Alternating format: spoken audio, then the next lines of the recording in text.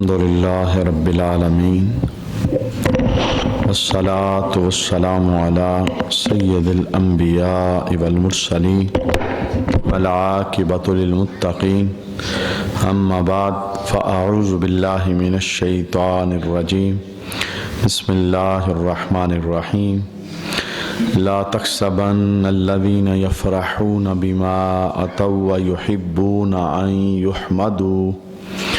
ان يحمدوا بما لم يفعلوا فلا تحسبنهم بمفازات من العذاب ولهم عذاب عليم صدق الله مولانا العظيم ان الله وملائكته يصلون على النبي يا ايها الذين آمنوا صلوا عليه وسلموا تسليما اللهم صل على سيدنا ومولانا محمد وعلى آل سيدنا ومولانا محمد وبارك وسلم وصل عليه الصلاة والسلام عليك يا سيدي يا رسول الله الصلاة والسلام عليك يا سيدي يا حبيب الله الصلاة والسلام عليك يا سيدي يا شفيع المذنبين وعلى آلك واصحابك يا سیدی یا رحمت للعالمین۔ ہرگز گمان نہ کرو ان لوگوں کو جو اپنے اعمال پر خوش ہوتے ہیں اور پسند کرتے ہیں کہ ان کی ایسے کاموں پر تعریف کی جائے جو انہوں نے کیے ہی نہیں۔ انہیں ہرگز عذاب سے دور نہ سمجھو اور ان کے لیے دردناک عذاب ہے۔ صدق اللہ مولانا العظیم۔ بعد از حمد و صلات، لائق عزت و تکریم جمیع احباب سے منیز وقار، ماہانہ درس قرآن ہفتہ وار ہمارا جو یہ پروگرام ہے، اس کی جو ٹوٹی ہوئی کڑی ہے ایک مرتبہ پھر ہم اسے جوڑیں گے۔ جہاں سے منقطع ہوا تھا وہاں ہی سے میں نے آیت کریمہ آپ کے سامنے تلاوت کی ہے۔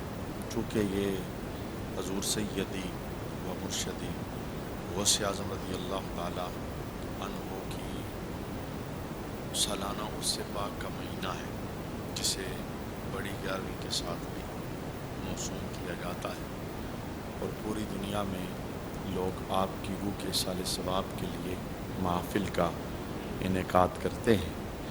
تو اس لحاظ سے آج کا جو درس قرآن ہے، ہم اس کا اجر ثواب آپ کی ارواح کو پیش کریں گے۔ اللہ آپ کے درجوں میں اضافہ فرمائے اور آپ کا فیض تا قیامت جاری و ساری فرمائے۔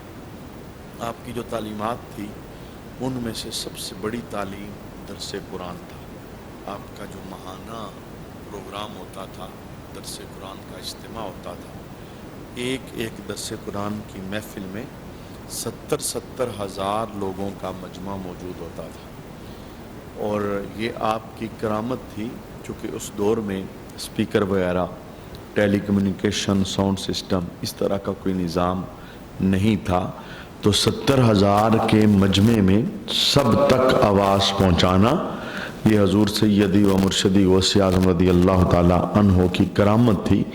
اس مجمع میں جو آخری بندہ بیٹھا ہوتا وہ بھی یہ کہتا تھا کہ آپ تقریر میرے کانوں کے بالکل قریب آ کے کر رہے ہیں، یعنی آواز آپ بلند کرتے تھے اور سب کانوں تک اللہ آواز کو پہنچا دیتا تھا۔ تو جن لوگوں کا اولیاء کے ساتھ تعلق ہے، نسبت ہے، انہیں یہ سمجھنا چاہیے کہ اولیاء کی زندگیوں کا سب سے بڑا عنوان اللہ کا قرآن ہے۔ اس قرآن کو سمجھنا، اسے سیکھنا، اسے زندگی میں اتارنا، اس کے مطابق عمل کرنا، یہ اللہ کریم کی عنایت ہے ان لوگوں پر جنہیں رب اپنا ولی بناتا ہے۔ میں جو آیت کریمہ آپ کے سامنے تلاوت کی ہے، بہت بڑا عنوان ہے اپنے اعمال کو بچانے کے لیے۔ دیکھیے، نیکی کرنا یہ تو بہت بڑی سعادت مندی ہے، لیکن نیکی کرنے کے بعد نیکی ہمارے پاس محفوظ رہے، یہ بہت بڑا کمال ہے۔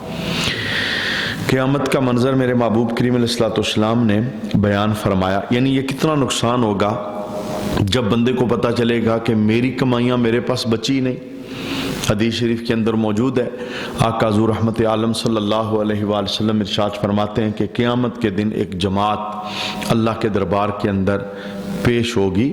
جب وہ اللہ تعالیٰ کے بالکل سامنے پیش ہوں گے تو ان کے پاس جو ان کے اعمال ہیں وہ تہامہ پہاڑ جتنے عمل ہوں گے، یعنی ایک پہاڑ کا نام آقا حضور نے لیا، فرمایا اتنے بڑے بڑے عمل لے کر وہ اللہ کے دربار کے اندر پیش ہوں گے، لیکن جیسے ہی دربار خداوندی میں ان کی حاضری ہوگی تو ان کے جتنے اعمال ہیں وہ گرد و غبار بن کر اڑ جائیں گے، یعنی کوئی عمل بھی ان کے پاس بچے گا نہیں۔ تو آپ سمجھ سکتے ہیں کہ کتنا بڑا نقصان ہے۔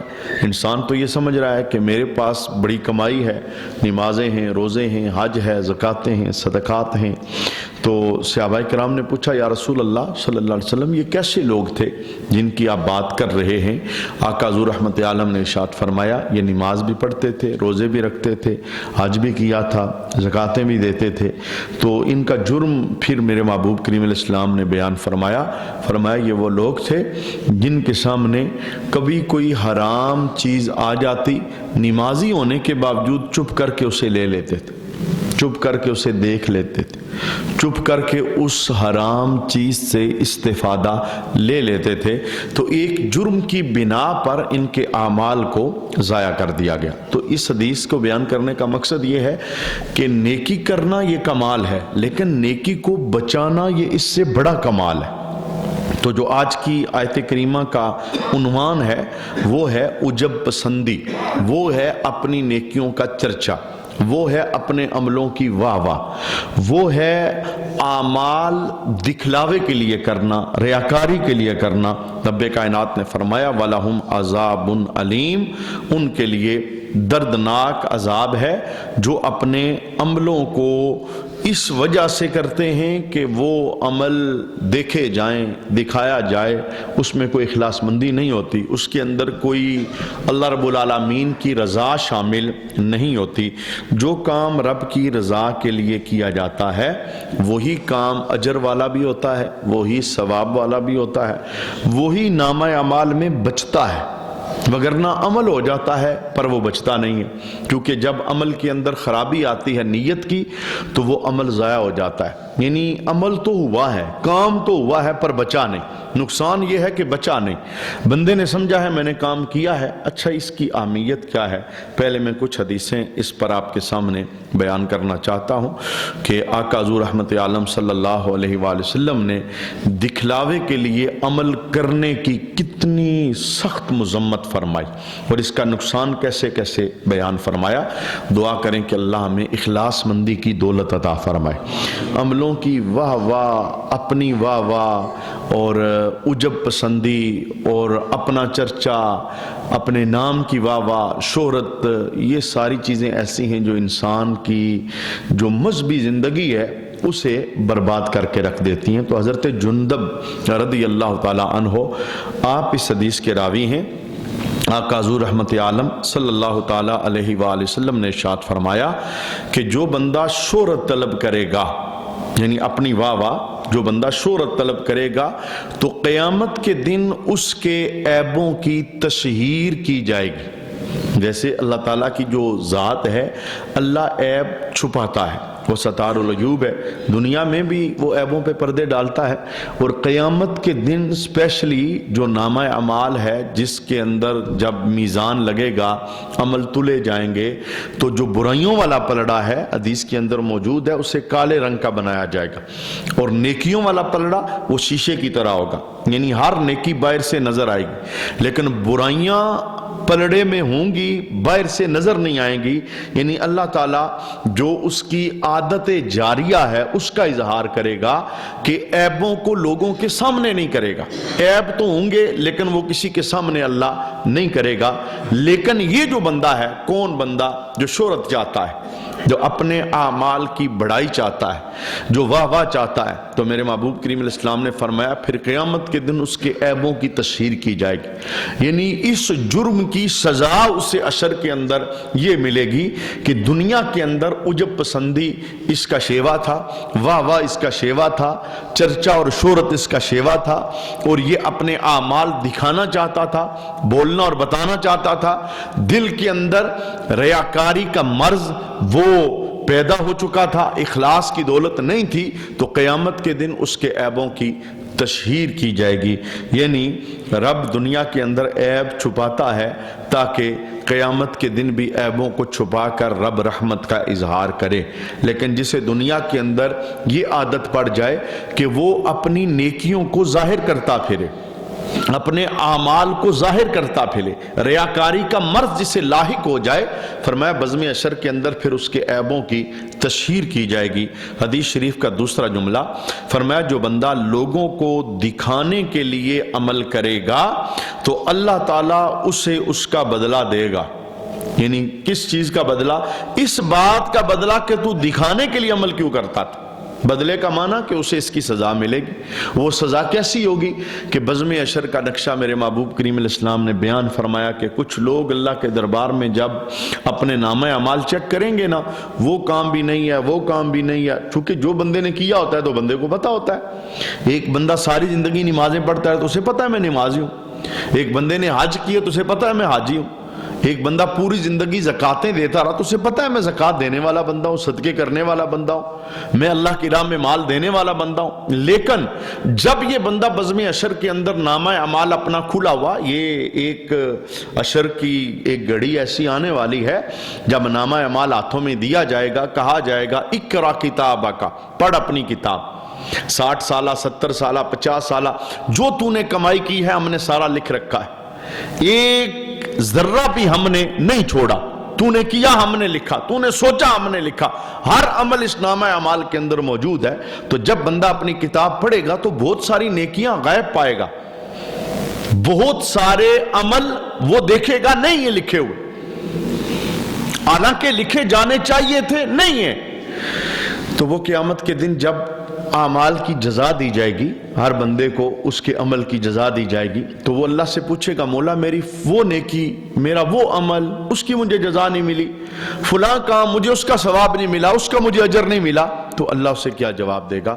اللہ ارشاد فرمائے گا آج جاؤ جزا اس سے لو جس کی خاطر تو نے کام کیا تھا، تمہارا عمل تو ہماری خاطر تھا ہی نہیں، تم نے کام کیا پر ہماری خاطر نہیں کیا، کام جب ہماری خاطر ہوگا پھر جزا ہوگی، کام تو ہو جاتا ہے وہ تو رکتا نہیں ہے، یعنی کوئی بھی عمل کریں عمل تو ہو جاتا ہے، عمل میں کوئی رکاوٹ نہیں ہے، لیکن جب عمل میں نیت خراب ہوتی ہے، اخلاص نہیں ہوتا، ریاکاری ہوتی ہے، اخلاص مندی کی دولت نہیں ہوتی، وہ کام ہوتا ہے لیکن اجر ثواب سے خالی ہو جاتا ہے۔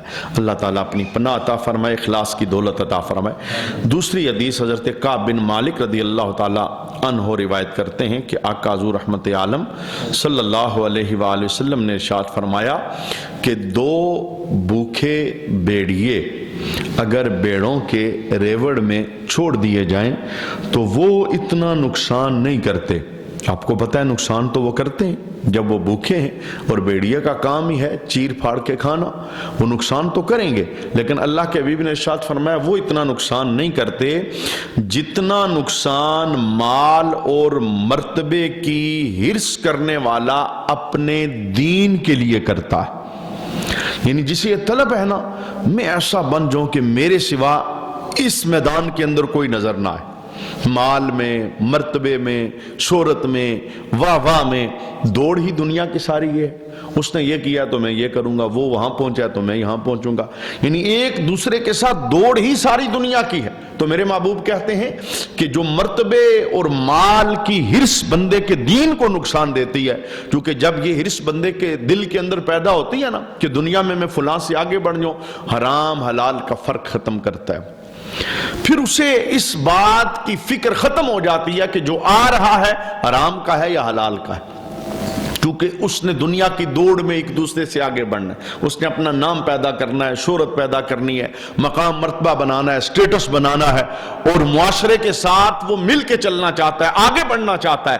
یہ جو سوچ ہے، فرمایا یہ جو ہرس اندر انسان کے پیدا ہوتی ہے، واہ واہ کی، مرتبے کی، مال کی، لالچ کی، یہ انسان کے دین کو اتنا نقصان دیتی ہے۔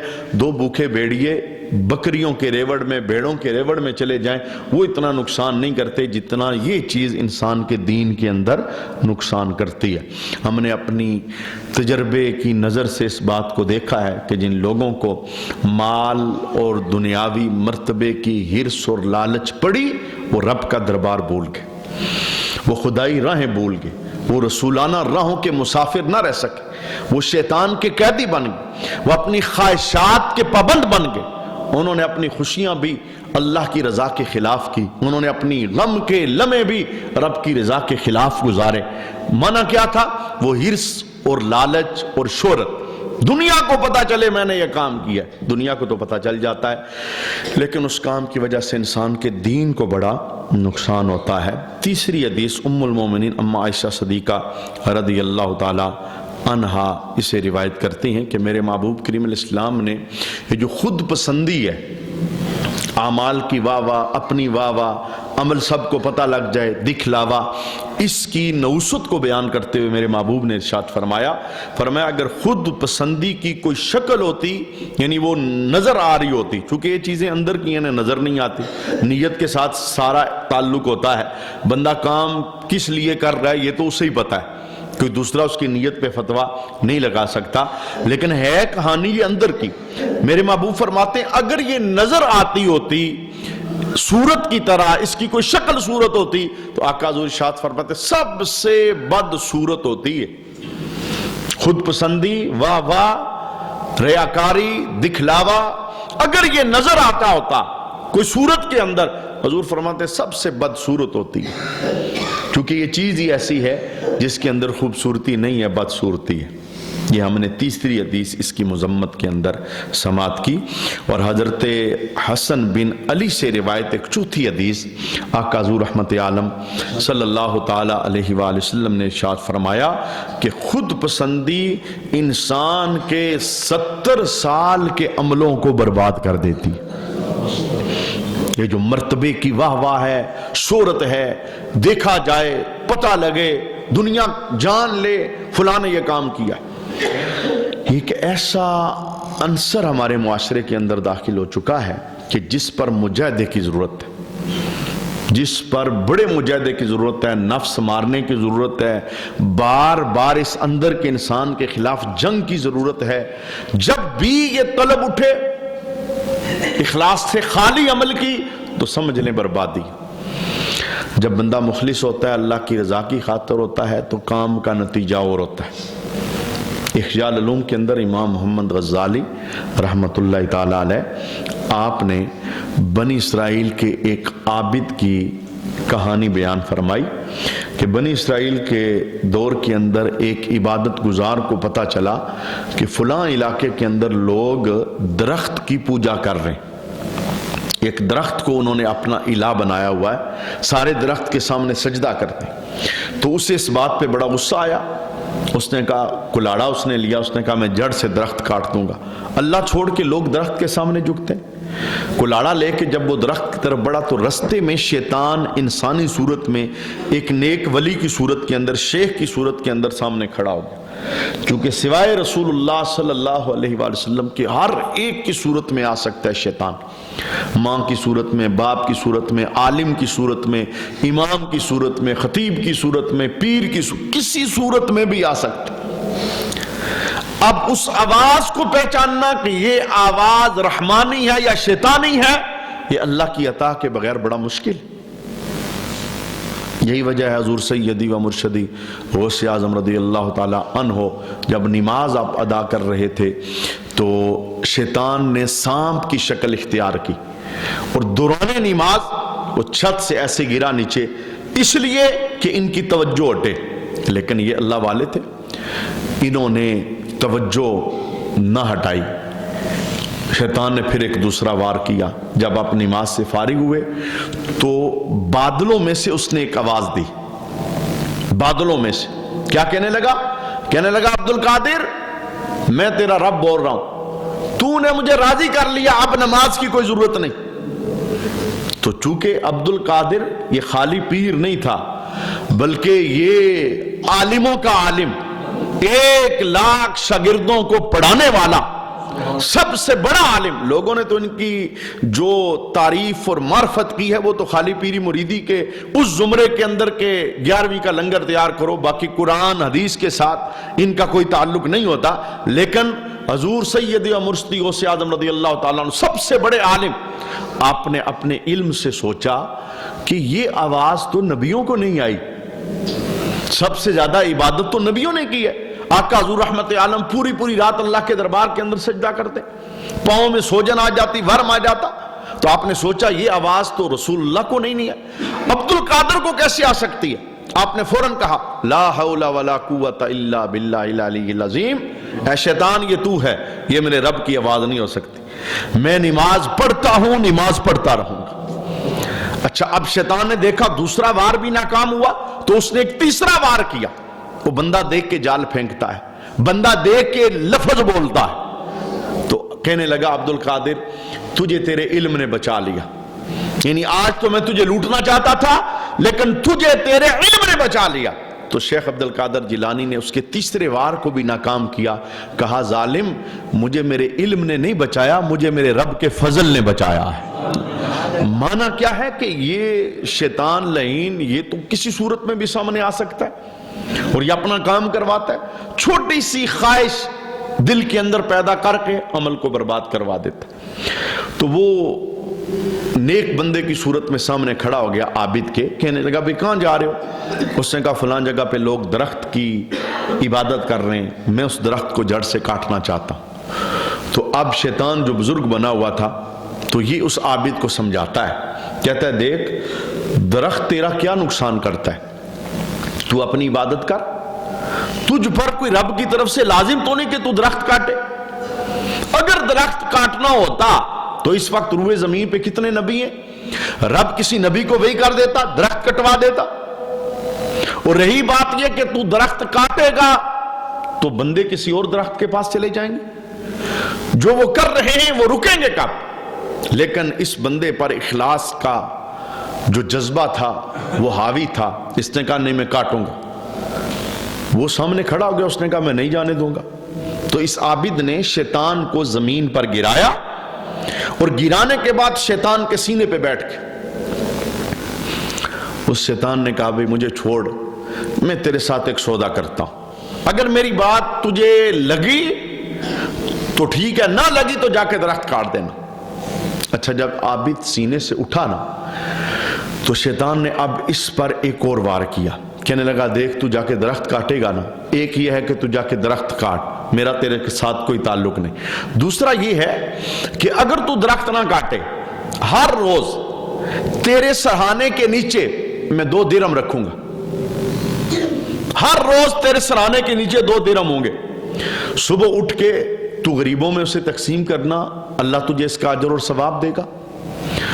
درخت اگر کاٹ رہا ہے وہ تو کٹ جائے گا، نیا درخت پیدا ہو جائے گا، جو کرنے والے وہ کرتے رہیں گے.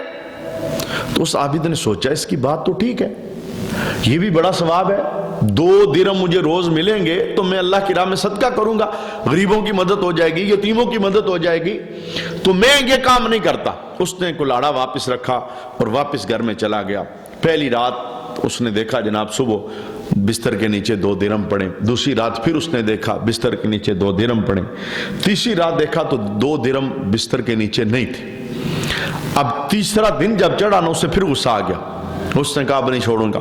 کلاڑا اٹھایا، دوبارہ جناب درخت کاٹنے کے لیے گیا تو بیچ رستے میں پہنچا تو شیطان پھر سامنے آ گیا اسی صورت کے اندر. کہا کدھر جا رہے ہو؟ کہا درخت کاٹنے. کہا میں تجھے نہیں کاٹنے دوں گا. کہا تو کون ہوتا ہے؟ چونکہ عابد پہلے شیطان کو گرا چکا تھا، یہ اسی میں تھا کہ اب بھی گرا لوں گا. اب جب اس کا شیطان سے مقابلہ ہوا تو شیطان نے عابد کو گرا دیا اور اس کے سینے پہ بیٹھ گیا اور اسے کہنے لگا ایک قدم بھی آگے بڑھا تو میں تیری گردن اتار دوں. اس عابد پر کپ کپی طاری ہوگی، بے بس ہو گیا. اس نے کہا تو نیچے اتر، میں نہیں جاؤں گا. शैतान नीचे उतरा तो साबित ने पूछा, ये बता, पहले मैं तेरे ऊपर हावी हो गया था, अब तू मेरे ऊपर हावी हो गया, वजह क्या? उसने कहा, सुन, पहले जो तू दरख्त काटने गया था ना, तो तेरे दिल में मुखलस इरादा रब की रजा की खातिर था। अब भी तू दरख्त काटने जा रहा है, लेकिन इरादा बदला है कि तुझे पैसे नहीं मिले। जो 2 दिरहम तेरे सराहने आते थे, आज नहीं आए तो तुझे जात की खातिर गुस्सा आया, अब तो कभी भी मैं तुम्हें वहां नहीं जाने दूंगा। माना क्या? माना ये कि जिस अमल से इखलास निकल जाता है वो अमल बेकार हो जाता है, उस अमल का कोई अजर नहीं, कोई फायदा नहीं। हजरत अबू बकर सदीक रज़ी अल्लाह ताला अन्हो, आप इस बात से कितना डरते थे कि वाह वाह ना हो, खुद पसंदी अच्छी चीज नहीं है, शोहरत अच्छी चीज नहीं है। जब लोग आपकी तारीफ करते ना, तो हजरत अबू बकर सदीक के दुआ मांगा करते थे, क्या? या अल्लाह, मुझे इससे बेहतर बना दे जो कुछ ये कहते हैं, और जो कुछ ये नहीं जानते मेरा वो अमल माफ कर दे। या अल्लाह, मेरे मुतल्लिक ये कैसी कैसी बातें करते, पता नहीं मैं ऐसा हूं भी कि नहीं, जो ये कहते हैं मुझे उससे बेहतर बना दे, और जो इन्हें नहीं पता मौला मैं माफी मांगता हूं, मुझे माफ कर दे। और हजरत उमर रज़ी अल्लाह ताला अन्हो की जब लोग तारीफ करते, वाह वाह करते, क्योंकि बड़ा काम था आपका, तो आप दुआ मांगा करते थे, क्या? कि ऐ अल्लाह, मैं उस चीज़ के शर से तेरी पनाह चाहता हूँ जो कुछ ये कहते हैं, और तुझसे उस अमल की बख्शिश चाहता हूँ जिसका इन्हें इल्म नहीं, कि क़यामत के दिन इस बात पे कहीं मैं ना पकड़ा जाऊँ। इस पर बहुत सारी रिवायात हैं, बहुत सारी हदीसें हैं, लेकिन एक हदीस में आपके सामने बयान करना चाहता हूँ, चूँकि हमारा वक्त मुकम्मल हो गया, कि जो रियाकार बंदा है उसका क़यामत के दिन हाल क्या होगा। दिखलावे की खातर अमल करने वाला, वाह वाह और शोहरत की खातर, देखें दुनिया गुजर जाती है, जिसने इखलास से अमल किए उसके भी गुजरेगी, और जिसने रियाकारी और दिखलावे की खातर किए उसकी भी गुजरेगी। फर्क नहीं, ये गुजर जाती है, ये घड़ी की सुई रुकती नहीं है, ये बराबर गुजर रही है। नस्लें गुजर गई, पुश्तें हमारी चली गई, हम जाएंगे, हमारे बाद भी लोग चले जाएंगे, क़यामत तक निज़ाम ऐसे ही चलेगा।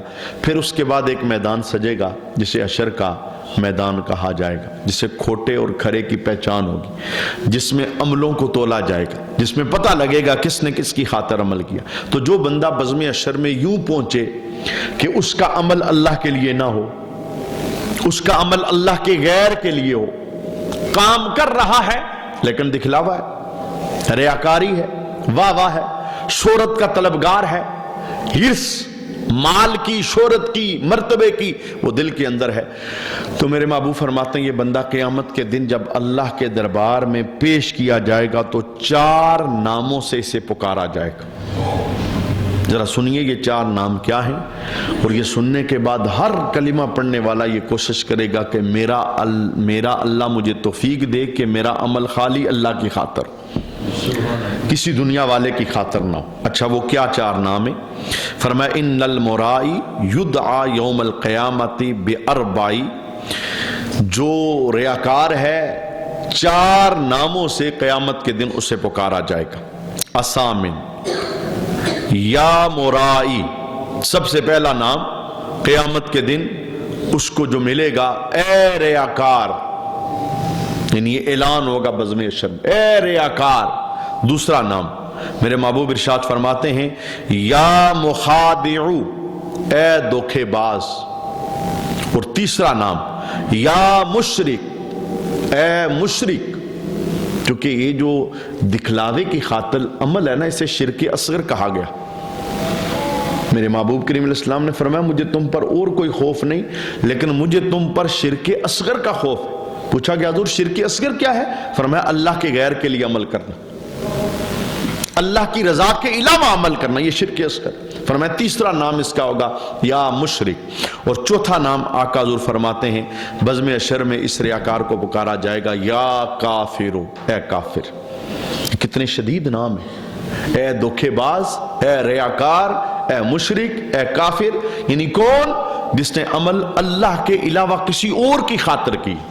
تو قرآن کی صحبت کا فائدہ یہ ہوتا ہے کہ قرآن بندے کے اندر اور باہر کو دھوتا ہے، اور قرآن انسان کو سچا اور ستھرا مسلمان بننے کی توفیق عطا فرماتا ہے۔ یہاں سردی بھی ہے، گرمی بھی ہے، نشیب و فراز، اتار چڑھاؤ، یعنی قرآن پھر جس طرح کی گفتگو کرتا ہے اس طرح بندہ پھر سجدہ چلا جاتا ہے۔ ہم اللہ کے دربار میں دعا کرتے ہیں اللہ میں مخلص رہنے کی توفیق عطا فرمائے، ریاکاری کے گناہ سے اللہ میں محفوظ فرمائے، اور جن لوگوں کے اللہ نے دردناک عذاب تیار کر رکھا ہے ان سے اللہ ہمیں محفوظ فرمائے۔